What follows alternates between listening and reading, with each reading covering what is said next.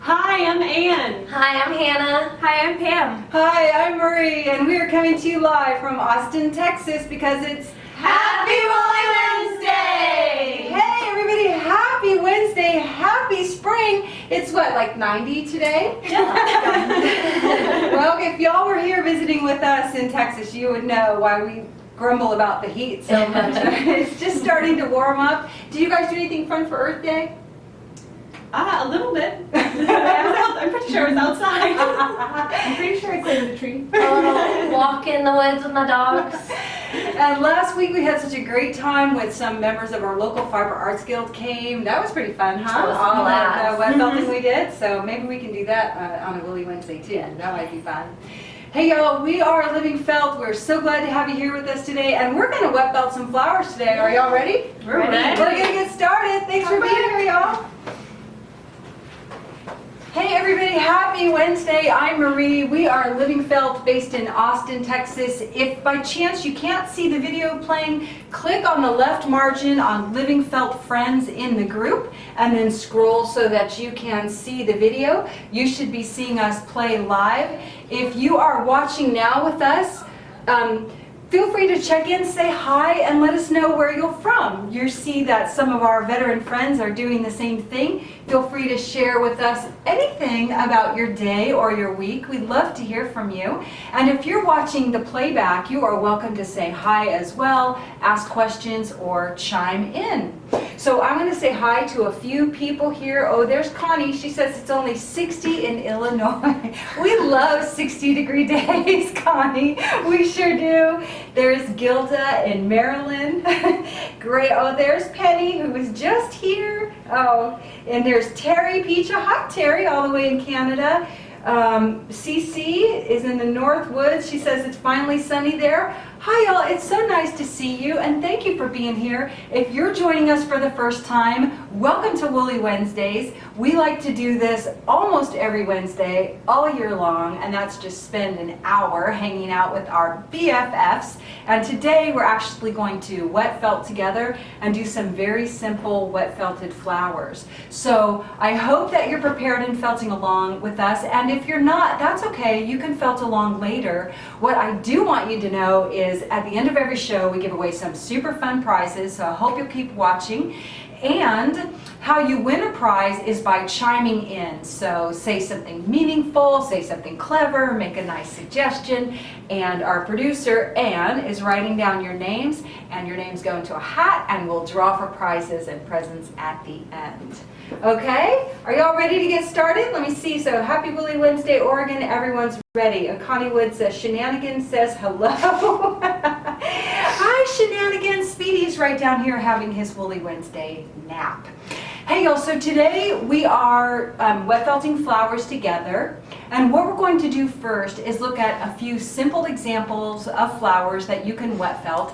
I'm going to show you a few different methods for making your felt base to prepare for your flowers, and a few different ways to treat them after it's felted. So I am going to wet felt along with you, but then at some point I'll break off if you continue to wet felt, and I'll start showing you some different techniques we're going to look at together. And the first ones are these little rosettes or rosebuds that I shared in the preparation for today's video. These were each made in very similar but actually different ways. So I'm going to show you how I made each one of these and the supplies we used. And then we're also going to look at this really fun peony, which most of you know I shared before. The inspiration for me came from Mary Beth Colton, and we shared this on our blog. But also I found this on actually, as I was preparing for today, saw a couple of tutorials for something similar. So I'm going to show you a few different techniques to cut your flowers, and you can make flowers in a multitude of ways. And what we're going to look at today is how to felt or prepare basically for that base. Before we start wet felting, before I set up my station, I want to show you a few things so that you think about it as you begin to felt. This little beauty right here, this little rosette, came from this little tiny circle. This little circle weighs about 1/10 of an ounce, and it is this is lilac, right? Okay, this is lilac merino top. So you can see it looks a little bit darker once it's wet felted. And this is our lavender silk hanky. And that's what you're seeing here. It makes it look a little blue next to the lilac. So this flower was made from this small circle. If you set up to prepare for today, I suggested that you cut a 6-inch circle template, and that's what this is. It's just a little foamy template that I can use over and over that is 6 inches across. Okay? Good. Okay, so I faked y'all out a little bit online, and I made it look like this was my ring. So I'm going to show you how I would turn some of these flowers into jewelry pieces after we make a few pieces, all right? Okay, so let's look at another flower. This one, this little flower, was made from the short fiber merino bats. It weighs about the same, and the only real difference is it was cut a little bit differently to give it a little more undulation. And I'll unfurl these for you later and show you how we got there. Okay? And then the last one, this one has a nanofelt treatment, and I'm going to show you two ways to achieve this actual. I'm going to hold it up to the two cameras so you can kind of see. Ann will tell me, can you see that? Fine. Okay, and then I'm going to hold it to this other camera. Can you see it? Okay, it's just got a little fun treatment, and I'm going to show you two ways you can get that, either using merino top or like a pre-felt. Cool. Okay. And this guy, I think I'm going to try and make some bases for this guy and show you how we did this. Okay, so let's get our wet felting station set up for those of you who are wet felting with us. And here's what I like to do. Rubber grippy mat down so that I don't slide around, so that your eyes don't have to focus on this. I know this is really hard on the camera. I'm putting down a towel, and that'll give us a little bit of a color block.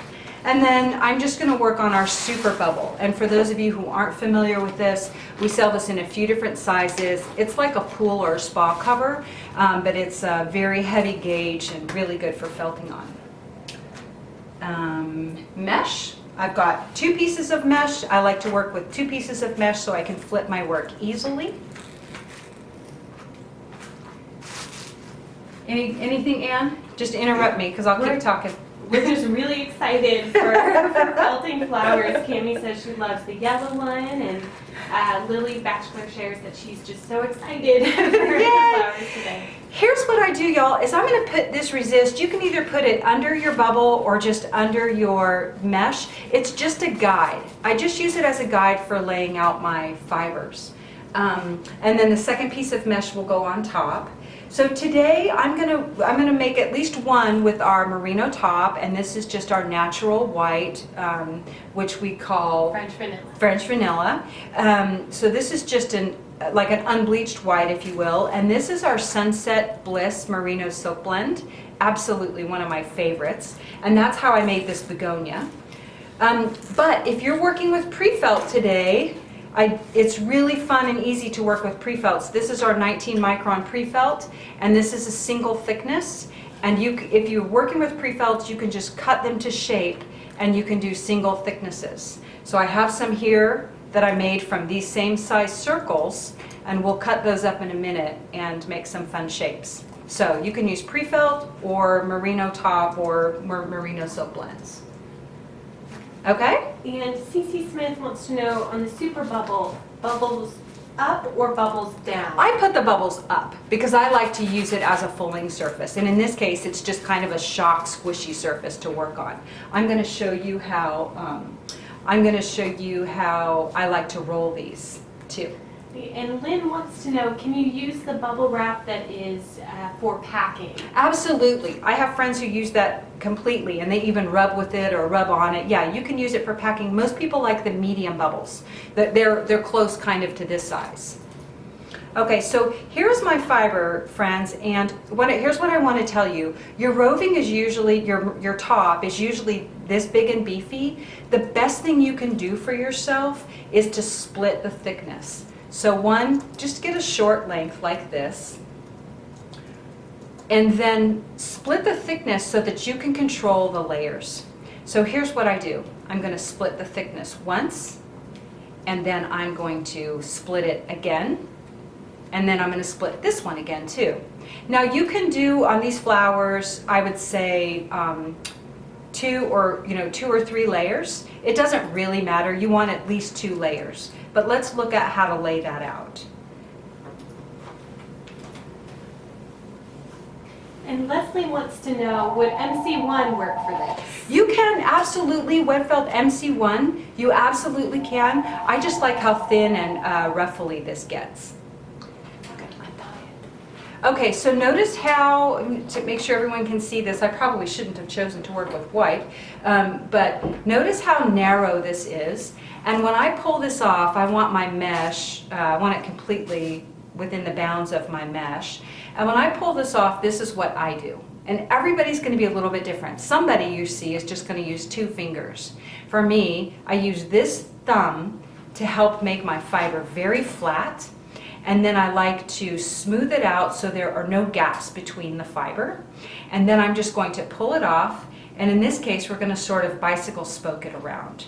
So from the center, 1 thin layer, and just slightly overlap each layer. Can y'all see that okay? I don't know why I chose to work with white.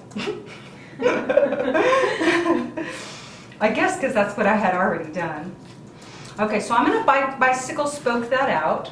And there's a couple of ways you can do this. So like now that I've bicycle spoked it out, I can go across one way and down the other, or you can also kind of go around in a circle.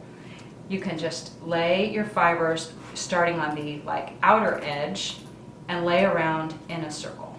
And you just want to overlap, maybe about 1/3 or 1/4. You just want a slight overlap. So for those who are new to wet felting, we want to crisscross the fibers so that they have a better chance of entangling.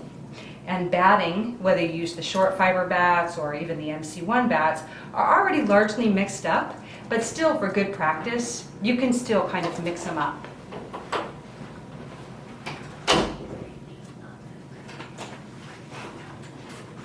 Okay. There's a buzz in the technical booth. Okay. So now I have two layers on here, and since I'm going to work with my merino silk blends, what I'm going to do is just switch to that one. Now when you add color to your circles, there's a couple of things you can think about. One, you can cut your fibers. Maybe you just want a color perimeter around the outside. Maybe you just want a color center. Maybe you want to cut them short to do that, or maybe you want to trim them long ways. In this case, when I did this flower right here, I undulated out I sort of spoked it out from the center, just like we did on the first layer. So that's what I'm going to do. Okay? Here we go. So let's just spike this out. And you could be sparse or generous with these colors, if you want, when you're putting on the top layer. You can put color on the bottom or not. You can put color on both sides of the petals. I did. And so we're going to do that too. These are super, super thin layers. And if you're able to make a nice thin fabric, then your flower will be a little more lacy. So you don't want to go too thick. How are we doing, Ann? Good. Okay, Ann says we're doing good. Okay, so look, that looks kind of messy and unorganized, but once you wet felt it, it's going to look great. So just fill in the gaps till you're comfortable. And I'm going to go ahead and wet this out. But the first thing I'm going to do is just move this is just my little guide. And Jennifer wants to know, do you have to have a mesh? It's helpful as a barrier between your hands and the fiber. Some people don't use mesh at all. One of my good friends uses the bubble wrap though, and she puts the bubble wrap over and doesn't ever touch the fiber with her hands. I am a very hands-on person, so I always have my hands on that wool, and I like the mesh as a barrier to just kind of keep everything laying down. So you don't need it. Now, in some countries or places, people don't use the mesh at all, and they do touch the fiber with their bare hands. And I do early on, but you really need to train yourself to be very delicate to not disturb your design or your fibers. And Patty wants to know, what temperature of water are you going to use? Today I'm using hot, warm to hot. If I'm using silk fabric, then I'll use room temperature cool. But I do felt in room temperature water all the time. So for those who have not felted with me before, this is our olive oil soap. I absolutely love it. Just dry it out in between uses. And I like to wet out with a sponge most of the time. Sweet Anne's passing me my water. Thank you, Anne. Okay, so what I like to do, I think y'all can see all of this, is I wet my sponge. Am I blocking? Here. A little bit. Perfect. How's this? Is that fine? Okay, I wet my sponge and then I soap up my sponge onto the soap bar, and then my soap bar just gets parked, and then I press, press, press. What we're doing, we're not patting. I am pressing water and soap all the way through. When your project is thin, that's really easy to do. When it's thick, it takes a few more steps. I like to be methodical, so if you're doing a small project, it's easy to wet the whole thing out. If it's big, be methodical as if you're applying shelf paper. Maybe start in the middle and work your way out, and then from the middle and work your way down. So just as a good practice, just be methodical. And notice how flat my work is now, just already completely flat. I always soap my hands and then press. And right now I'm just pressing, pressing, pressing. Can I see hearts if I know y'all are felting with me? Some people I know are, but I'd like to see a little stream of hearts if you're actually making something with us today. And Jean wants to know, do we use any special kind of sponge? Oh no, I just use whatever. I get these at Whole Foods. You know, I like stuff that doesn't have additives, but I use whatever kind of sponge. Regular, like kitchen sink sponge. Now the first thing I'm going to do, oh I see hearts, so fun. Okay, so the first thing I'm going to do is soap up my hand, and with a very flat palm, I'm just going to gently massage. I am gliding, gliding, gliding across the fibers. I'm not using any pressure. I couldn't tell you where the bubbles are beneath my fingers, if you know what I mean. I cannot feel those bubbles. So I'm going in a circle this way. I'm going in a circle this way. I'm going up and down and side to side. So very, very, very gentle. Now before you go too far, some people are already really heavy-handed. You should not see any fiber coming up through your mesh. And as always is good practice, what we're gonna do is, using this hand to hold the fibers down, peel your mesh back. Don't lift it up, peel it back. And make sure nothing's sticking. Now, I know you probably can't see a bunch of detail, but see where the fibers have just gotten real feathery out here on the end? You could just go around and kind of scoochy them all in a little bit. You're not gonna mess anything up. We want a nice, semi-solid edge to cut from. So just scoochy it back into sort of a circle. Okay? And we're gonna rub some more. Are we doing good, Ann? Doing good. Okay. Okay, so put your mesh back, and then let's soap your hand and rub a little more. Back to the circles.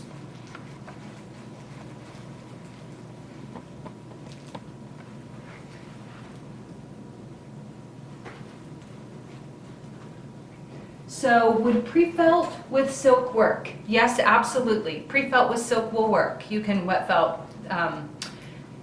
you can put the silk on top, or you can use pre-felt that already has silk in it. Okay, I've rubbed the top of this a couple of minutes. It's very thin. It's not going to take a lot. Y'all are going to see how fast this comes together. Always before I flip it over, I peel my mesh back once more, and now I'm going to flip it over. It's very thin, so we don't even have to soap this side. We're going to massage from this side though. Your project should be wet all the way through. Sue asks, have you ever rubbed your soap directly on the fiber? I usually don't. I usually don't, because I have friends who do this, what you're talking about, but I soak my hands. My hands are like my thermostat, if you will. It's always telling me where something is wet enough, where it's soapy enough, what's the stage of the felt. Now notice, as we work this a little bit, that I might take my fingers and just sort of hit those edges, even through the mesh. You can the wool's going to shrink in the direction you rub it, and the direction you roll it. Usually it likes to shrink in the direction of the length of the fibers. So a great reason for spoking it out, we want it all to kind of shrink, back in this way. If you just do cross patterns, it tends to kind of want to shrink this way and maybe not this way. So spoking it out really helps when you're making a circle. And now I'm going to peel this back, make sure we don't stick, because I've been rubbing both sides. There we go. And I'm going to press a little bit more too. So press, press, press, and then let's rub a little bit more. You can increase your pressure a little bit, but still you don't want the mesh sticking to your fiber. And Patty wants to know, can you add more wool at this time if you see a bald spot when you pull back the mesh, or do you have to wait until the next layer? Oh, no. You can add wool right now. In fact, let's add color to the back since I hadn't done that. Let's just go ahead and add our merino silk blend. Oh, I could put a hanky on the back, but this could be fun. Well, I won't. I'll stay consistent. Let's add a little merino silk blend to the back here. And I'm just going to do that for color, for color purposes, so my flower looks kind of consistent. So now that we've flipped it over, let's add some merino silk to the back. It's going to help if your hands are dry. You need your fingers dry. Melissa wants to know, would the spoke layout work well on a vessel? Yeah, my friend Dawn Edwards, who's coming back to teach this year, she seems to spoke everything, like just in shingle layers in that direction, and that's her method. I didn't learn that way, so maybe that's why I don't do it that way, but that's the way she makes her hats, which are absolutely beautiful, and absolutely well felted. So you can sort of spoke everything. There's even some fun cross hatch patterns that a lot of the Russian dressmakers use, which is really fun. So there we go. There's just a fun little color layer there.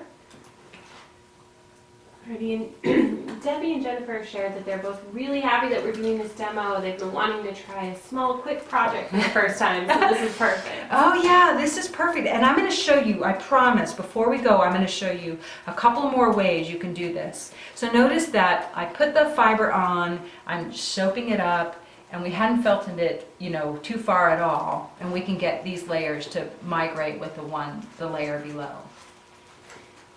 And Heather wants to know, could you put the color on both sides before you start wet felting? You can, but it's a lot easier to manage your fiber once it's wet. You have that big pile. Usually we wet one side. You don't even have to rub the first side, but at least wet and flatten the first side in order to flip it over and not mess up your design, whatever that design is.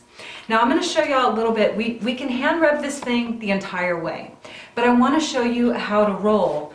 You see us use bamboo and you see us use pool noodles. I want to show you a way to roll. I'm looking for one of my quilt squares. Can I bring a quilt square in? I want to show you a way to roll. You can do it with, this is a bamboo, a piece of our bamboo, and I put the shelf rubber liner over the outside. You don't have to do that, but you can, and I rubber banded it down. Another thing you could do is just rubber band the bamboo down. So I'm going to roll this, and this way you can use the bamboo as a core and not put it right on your project. Like maybe your project won't fit, or you feel like your project is too delicate, or it's too small for some of your other rollers. You can use this. I know I have a quilt square. Here's one. No, this is not one. Okay. Usually I wrap this with a quilt square. Would you look in my basket in my office? I felt like I brought it. I wrap this with a quilt square so I don't slidey around. I may have included that in the instructions. And then we're just going to rock and roll. You want your hands to cover the project, and you want to go like this. This is what I count to 25.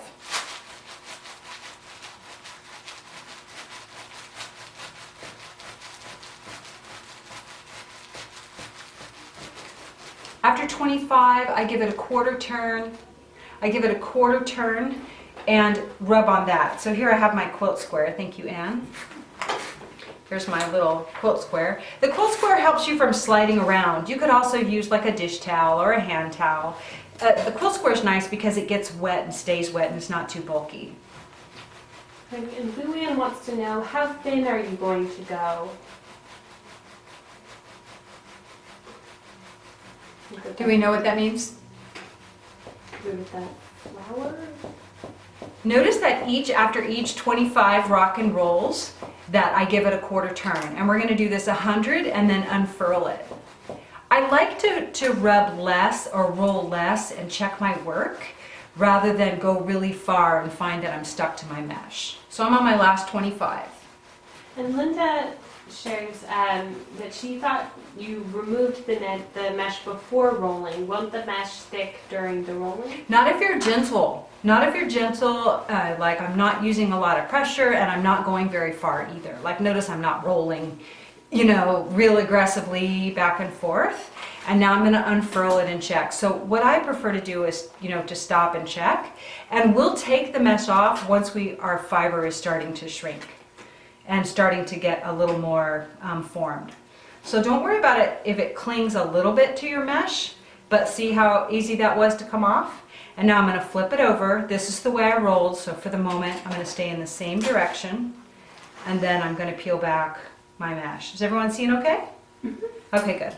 And Gilda asks, what is a quilt square? Just a piece of cotton fabric. I like to use cotton fabric.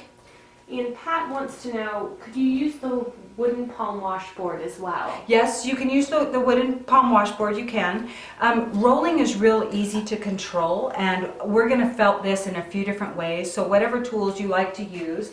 And so for those who are wondering, this is an example of the wooden palm washboard. You can use it through the mesh.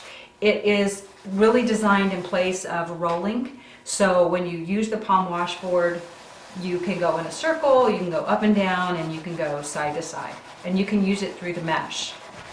Now, I just wanted to show something for people who had the most minimal, of supplies. But let's remember, I rolled this way, and now let's give our piece a quarter turn, and we're gonna roll this way. And this is how I rock and roll, just like this. Sharon asks, have you ever done a multi-layer flower using a resist? And are we going to demonstrate that? We're not going to demonstrate that, but yes, these are all examples of that. So these ones that I had here on the set were all multi-layer flowers done on a resist. And we have a kit for that, but we're not going to do it today just because it takes a little more time. And Stephanie asks, if the flower is sticking to the mesh, am I rolling too hard? Yes, just don't roll too hard too fast, or if it's really starting to felt up, then you can take your mesh off now. So I'm going to take it off right after this, because this is felting up so fast.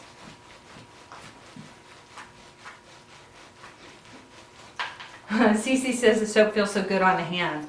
Good soap will. Good soap will, that's for sure.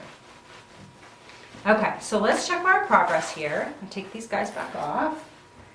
And what's nice about the fabric is it helps absorb a little bit of the water. You don't want your project to be like soapy, you don't want it to be like slushy on you.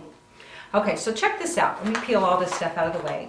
We have a little delicate fabric going. It's definitely very delicate, and it's not felted yet. I'm gonna try and hold it up here so y'all can see. If I wanted to, I could pull this apart. If I wanted to, I could peel off these fibers, and we definitely don't want that. But we can felt it in a few different ways now. So I'm gonna take my mesh and rolling apparatus away, and I'm gonna soap up my hands. Once you have a good skin going on your project, you should be able to rub on the surface and not disturb the fibers. I am still rubbing very gently. Notice I'm not scuffing the surface. I'm not pressing, through to the bubble. We're still getting all these fibers to sort of bind. So flip it over, and notice I'm still rubbing. I'm rubbing in circles. You can go up and down, back and forth. And if you want your flower to be ruffly or start to get some character, you can also, and one of the ways we do some of our other flowers, I'm not going to do it with this one too much, but you can sort of peek it in at the center here and twist it in your hands. I'm going to squeeze it out, twist it, and you can felt it in your hands, like just pinch and pinch and pinch and pinch. Unfurl it so it doesn't stick to itself, but what you'll see is it starts to get some character like right away. Okay, so in this case, I'm going to do what's called palming. And that's when you soak both hands and you rub both sides of the fabric. And this really, I don't care whether you're making a purse, you're making a hat, you're making a cat cave or a pair of boots, there comes a point when palming is just the most magical thing to do, to just press those layers together. Now I just call this a pinch and roll. So watch after I do this a little bit, we're gonna really change the, go from round to a more an oblong shape. And now I'm pressing it into the bubble. And Paula wants to know, are the ceramic boards used for a different purpose What? than the palm washboard? Oh, they're the same. They're designed the same. You mean like the boards that are like clay? They're like clay that have been fired. Yeah, they're designed the same way. I had one of those years ago. Marjolaine shares, I love how you're showing the importance of taking it gently. When I first felt it, I thought I had to roll hard, but the way you teach it makes it feel much better. That's sweet, I'm glad. Notice, you know, how like we're still very round, and so that comes from, you know, treating it the same, meaning the same from each side and all different angles. But with this project, you can really go round and round, and you can go both directions. And I'm really pressing now. So what we can do, as we have a pretty good fabric going, is we can start to get a little more aggressive. And one of the things I like to do is just rinse some of the soap out just by plunging it into your bucket and give it a good squeeze. Look at your fabric and see, do I have fabric, or do I feel like this would just fall apart? Do I feel like it would just fall apart on me? I can tell you that this is becoming a pretty good fabric. So what I can do now, just to full it or further shrink the fibers, is really kind of get a little more aggressive with it. And I'm just gonna wad it up and roll it around in my hands. Notice how my hands are kind of cupped so that it rolls around like a ball. You can sort of wad it up and roll it between your fingers. You got to work at it to get a little bit of movement. You can do that on your mesh, and you can even throw it and give it some character. Alrighty, and Pam wants to know, how would you ruffle the edges? Okay. Okay, so when you want to ruffle the edges, one thing you'll do if you want to just work with this flower this way, meaning like in the round, is you could start to pull at it. So you can pull and tug at those edges so that you make it ruffle a little bit. You want to get some pull going in opposite directions. I'm not going to do a whole bunch of that because it wasn't really my plan with this. But the other way to do that is the squinching that I was showing you, and you can really play with it this way, and what's going to happen is the torque is going to help ruffle it up. So when you're making these flowers, you can make a whole bunch of circles, and I'm going to show you some different ways that you can make these circles. Different ways that you can make flowers from these circles. So what I want to tell you is you can rinse this fabric now and block it. And by blocking it, you can do some shaping while it's wet. So rinse all the soap out of your circles and then soak it in like a vinegar water solution for at least 15 minutes. Then, while it's wet overnight, you can do all kinds of things. Like you can ruffle this up this way and rubber band it or rest it in a glass or something that will kind of help hold its shape, so that when you come back to it tomorrow, some of this character still remains. When it's a little more dry, you can tug on it some more so that you tweak out some of those edges to be a little more shaped like you want. So notice how we can kind of get that going right away if we really pull on it. You can heat it up and do some more work on it that way too. And Pamela wants to know, do you use palming and with all wet felting projects, or specifically on the smaller ones? I palm almost everything. Almost everything. Like when I make my cat cave, I'm up to my elbows in the thing.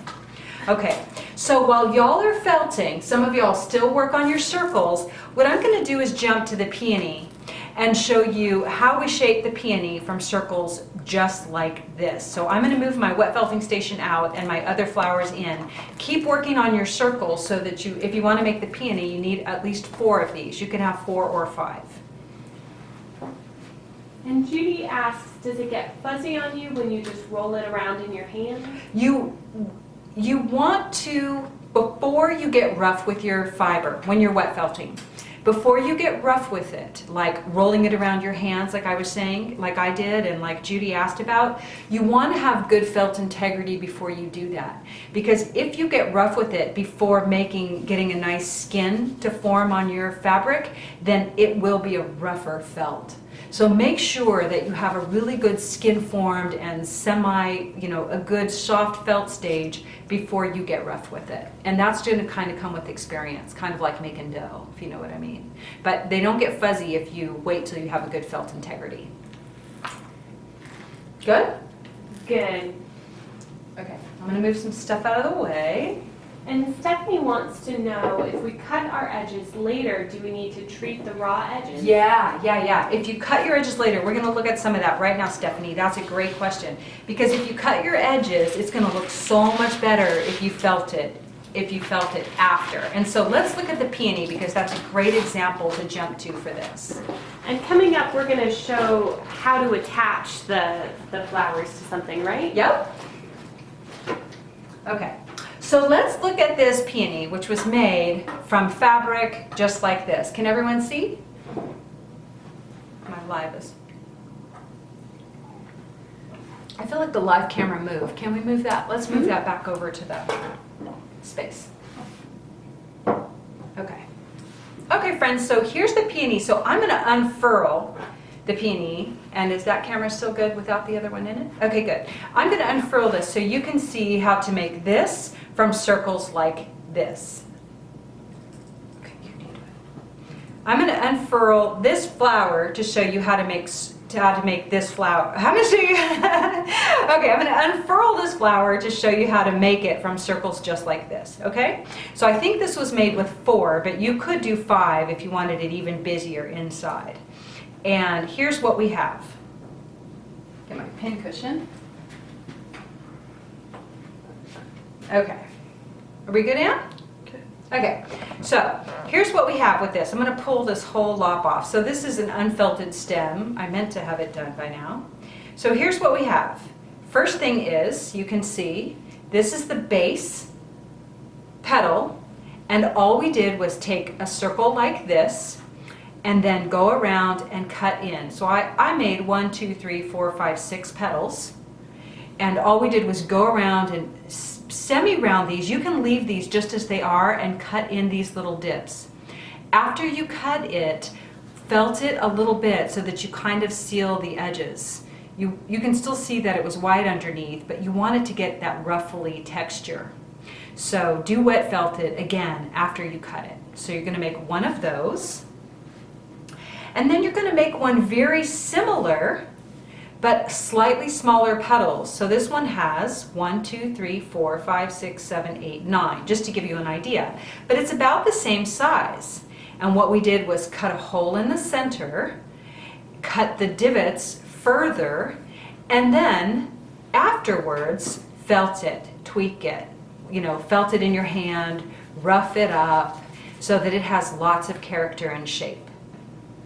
All right, is everyone following? Are you doing good? We are following. A couple of our felting friends want to know, can you needle felt details onto the wet felt flowers after they're done? Yeah, absolutely. That's a great question. You can needle felt the details on. Just wait till it's dry. Just wait till it's dry. That'll help. Okay, here we go. Here's layer number 3. Pretty much matches layer number 2. The only difference is, I would say, is I probably made the petals just a little bit smaller. But so it's cut from the same thing. Cut a circle out of the middle, cut big divots, and then wet felt it. And then on our final layer, it was really the same thing. It was the same thing, but we cut a bigger hole in the center. We cut a bigger hole in the center, and we made these very skinny. So just as an example, this one has 17, I mean, that's not a real number, it's just the number that is on this one. And then it's all felted after, and you can pull it to make it a little bit taller. So if you saw how I put this together, I used pins. I need to sew it. I would sew it to make it final. And what we do is just twist around whatever you make as your stem or stamen or whatever. It's just a process of twisting it all together. And you can stitch as you put it together. For a flower this big, I wouldn't use glue. In this way, can y'all see that? Is that fine? Do I need to go backward? Okay. So, and then you're just going to continue that with each layer. Just each layer, stop and stitch, sew it in place, and twist it around. Kate wants to know what wire is in the stem. Oh, this stem, I just used our little 22 gauge. The paddle? Yeah, the paddle wires, our 22 gauge wire. I double twisted it. It's wrapped with merino top, hand-dyed silk hankies, and a little Angelina. And I'm going to wet felt it before I finish this flower. But that's how you build the whole flower. Just roll your little layers together, sew it in place. You can make the, stamen however, and then this piece slides up the bottom and cups the whole flower.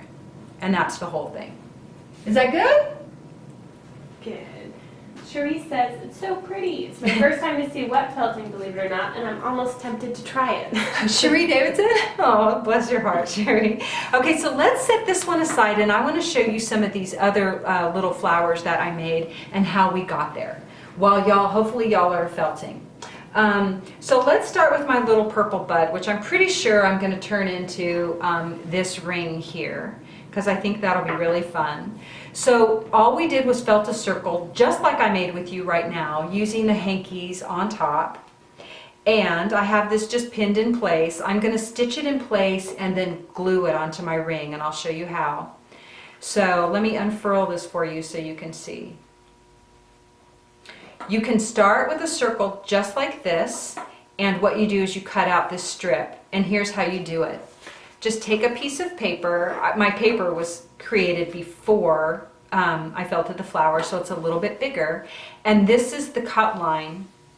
So you're just going to cut in a big swirl. Cut out the swirl, and then you end up with this long strip.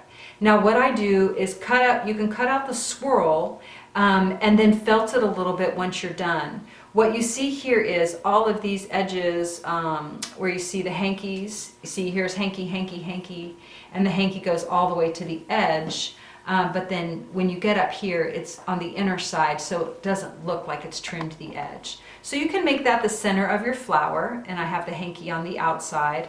And then all I do is just twist. Just to make this little bud, you just twist the entire time. And you can put your fingers on top and bottom so it forms a flat base on which to attach it to something else. Now this isn't twisted. I didn't twist it like you do with fabric flowers. I didn't twist it at all. And now we're getting to what's the outside. See how pretty that is? That was the outside of the circle. And once you have the whole thing done, what I do is wrap it up while it's wet and then let it sit overnight. And then afterwards you can fuss with it. You can, fluff it out and make it as big as you want, or as little as you want, as tight as you want, or as big as you want. Does that work? Oh, I'm seeing hearts. That's sweet. Okay, so this one I think I'm going to mount on this ring, and I would make the bottom very flat. And what I would use, I didn't cut out a piece. I did bring the lilac. What I would do is cut a piece of felt in a little felt square and glue it to the bottom of my flower, and then use the glue to glue it to my ring. This is the E6000. It's going to stink, so make sure that you open up a window. But what I would do is attach this to felt so it had a firm, solid base, and then attach the felt to the ring right on top. So someone says, how would you ruffle the edges? On this rose, what you do is after, while it's drying, is you just kind of pull them out. But let me show you something else. I'm going to show you another strip so that you can do it while the strip is in process. So I'm going to move this one out of the way.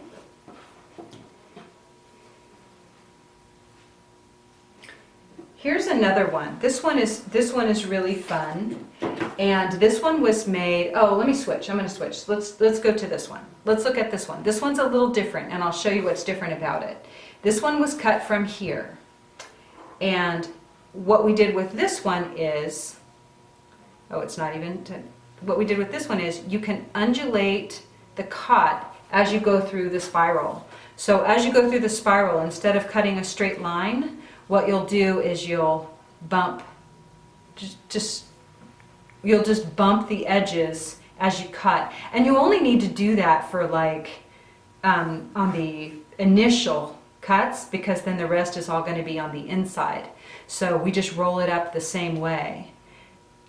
So this one is rolled just exactly the same way. The only difference is that I bumped the edges or shaped the edges as I cut it.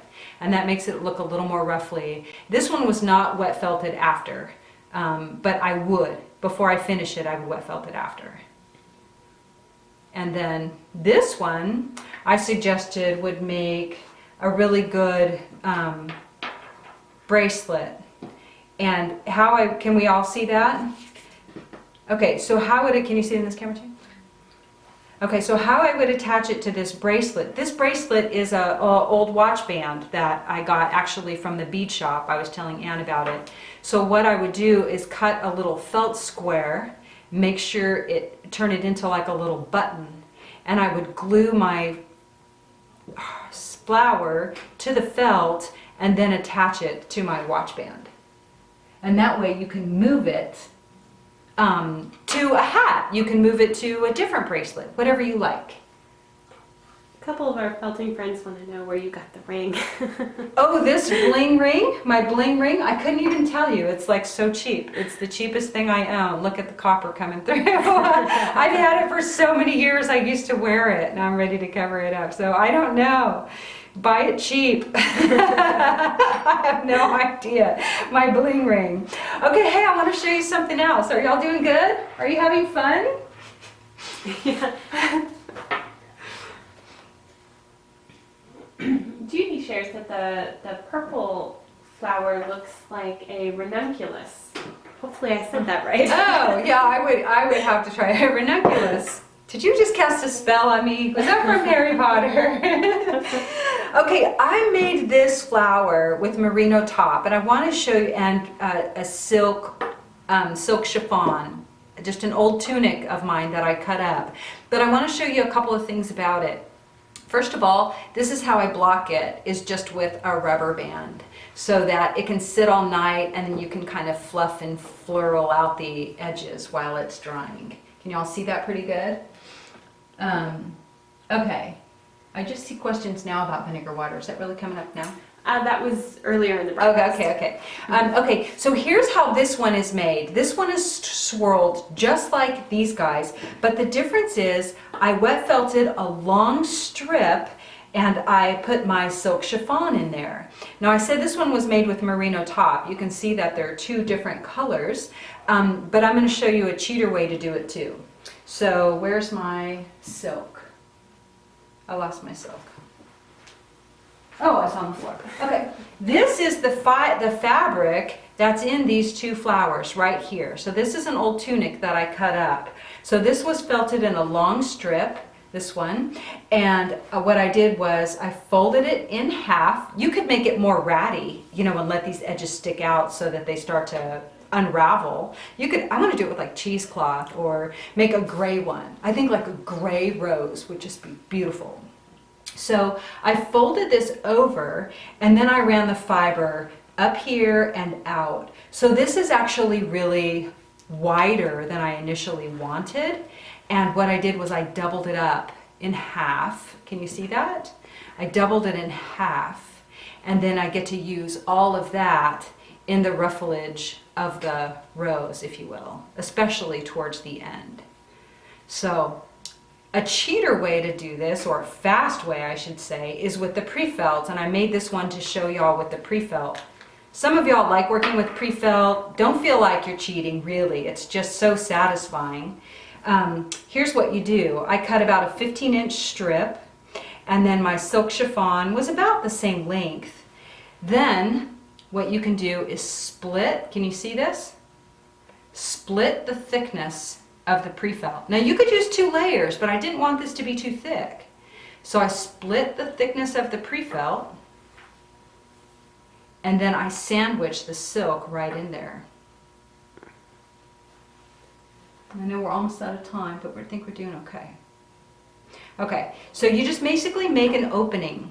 And I figured this out. I did this on a shawl that I did, a wrap, and I wanted the neckline to be perfect. So I folded the pre-felt over and sandwiched it in the silk, and that gave the neckline was completely even. So then just put the silk. Don't get this wet first or you'll be sorry. Don't wet the pre-felt first. You're just gonna have to be patient. I'm not gonna have time to do it all in here, but tuck it all in there and then just flatten it down and then wet it all after, and then you'll have to fuss with it a little bit after. But that's how that was made, especially this last one was made. Tuck it in and then felt over it. And Jennifer wants to know, can you add wire to the inside of the pre-felt in wet felted? Wire, I wouldn't. I mean, you have to felt in too many ways, so I don't know. I would try and figure that out. Here's what I want to show you before we go forward. See how straight this is? If you want to make this ruffle a little bit more, this is completely dry. But what you can do is you can pull, and you can really pull this into a new shape. So work it till you're happy. Look how ruffly that got, like right away. And then, like, maybe I'll just fold up this edge and start twirling in just like we have with the rest. You can even cut the bottom, you know? I think I cut the bottom of one of these after I rolled it. But look how pretty that chiffon does as far as an edge treatment. So what you can do is roll it tight at first, and then you can loosen it up after. And that's just cutting, you know, this is just making a couple of kinds of flowers. I thought we'd have more time. I wanted to make some daisies from the pre-felts I have. But this would make it like a fun little boutonniere, or be fun in a little arrangement, or I don't know. It's very similar to this. The only difference is this one has had time to chill, and I folded this edge up. So that's something else you can do, is build a bulk with that. And Jenny wants to know, how does our pre-felt feel against the skin? The pre-felt is really nice against the skin. It absolutely is. So this is the 19.5 micron merino pre-felt, and it's very smooth. You might, you might feel like, I don't know which you'd feel like is finer against your skin, but they're very similar. But the 19.5 micron pre-felt is lovely against the skin, absolutely. And Debbie wants to know, is there such a thing as felted too much so that you can't pull it after you are done? If you're working this thin, I don't think you're going to have a problem. If it's too thick, you might feel like it doesn't shape quite as much as you want it to, but this is really well felted. It's just not super thick. It's a single layer of pre-felt, so it has a lot of room to move around. And you can also stretch it during the felting process. I just didn't do it while it was still wet. So you could also do it while it's still wet.